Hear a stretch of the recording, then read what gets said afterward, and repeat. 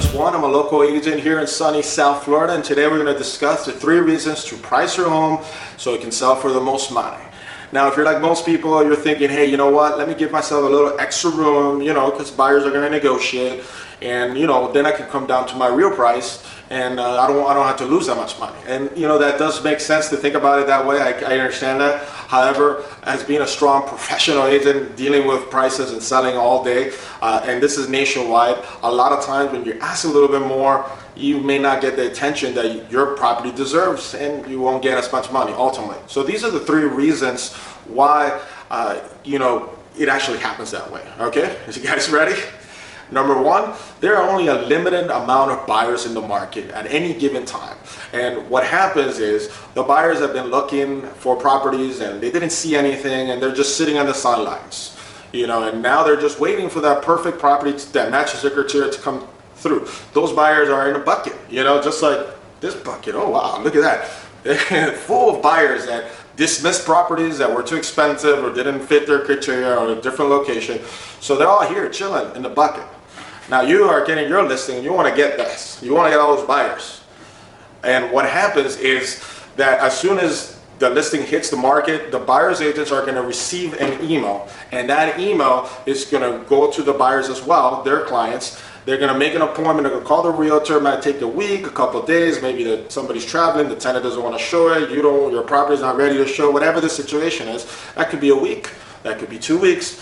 That could be 3 weeks. But after 3 weeks, I mean, listen, if nobody has seen your property at 3 weeks, that's pretty bad. But if somebody takes more than 3 weeks to not see your property, you can be pretty sure they decided not to look at it because they didn't like it. And you know why they didn't like it?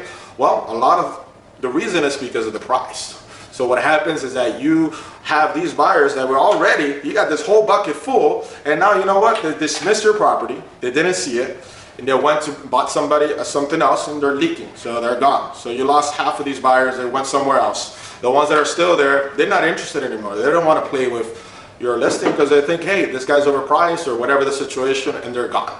So what happens is with life changes and when people are buying, new buyers are entering the market, obviously. There have been a whole bucket of them for the last 6 months, but every month a little drop here and there come in, and those are the only buyers that now you're going to be attracting right now. So instead of having a whole group of them, some of them leave and a few of them get at it, and those are the ones that will still look at your property, and when they see it's overpriced, then they're still going to have that issue. Okay, so that's what happens. So number 2, you got to put yourself in the buyer's shoes. Now, if you're looking around to buy some property, are you going to be only looking at one property? You're going to be looking at your listing, or as a buyer, you're going to be shopping around and comparing it with others? I mean, obviously, you're going to be shopping around, right? And when you're shopping around, I mean, what do you think you'll be looking at? I mean, well, if it's a condo, you want to see the view, the elevation, the upgrades. If it's a house, the curb appeal, the neighborhood, location. There's a lot of things that people are going to look at, but what's the most important thing? And you guessed it, is the price. So everybody's going to be looking at the price. Now, there are 3 properties that are equally the same, maybe just a little bit different, but just for the sake of an example. And one is for $750, one is for $700, and the other one is for $600. I mean, which one do you think people are going to buy? I mean, they're going to get the most expensive one, or they're going to get the cheapest one? Obviously, they're going to get the one that costs less because that's the best value. It has the same upgrades, it has similar finishes, and it costs $50,000, $100,000, whatever the discount is, they're going to go for that one. So you got to think about when you're pricing your property. I want to make a separate video on this, but you got to position your property and look at it more than just pricing and just how you want to position your property within what's in the market available. What is your competition? What are they doing? And what actually sold in the past? Right, number 3, your property is just like bread. If you really think about it, it has a shelf life just like bread. Every listing, believe it or not, the longer it's on the market, the less it's worth. If you go to the grocery store, you don't be looking for that crusty old bread that's in the back. You want the freshest new thing. And obviously that's going to be having the most value, at least the perceived value, at least for real estate.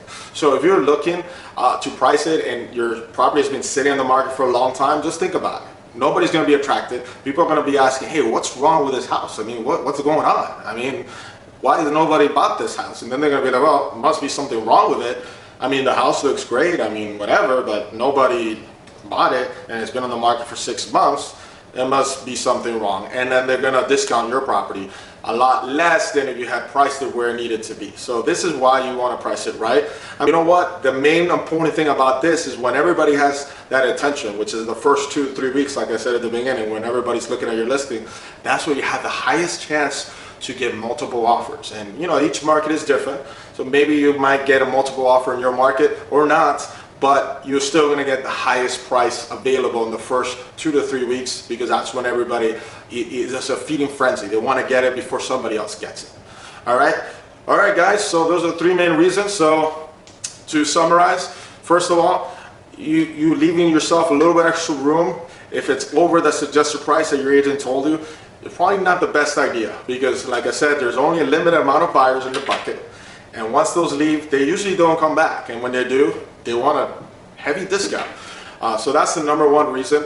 Number 2, you got to put yourself in the shoes of the buyers, because the buyer only looking at your property, or I mean, are they shopping around? Obviously, they're looking at a bunch of different properties, and they're going to be looking at every single feature, and the price is the most important thing. And number 3, and like I said, we want to make sure that just like bread, we keep your property fresh, your listing fresh, so it sells quickly for the most money, so you can move where you want it to go and live ever after the end. Thank you so much for watching this video. If you have any questions, feel free to leave a comment, like, or subscribe, and I'll see you on the next one.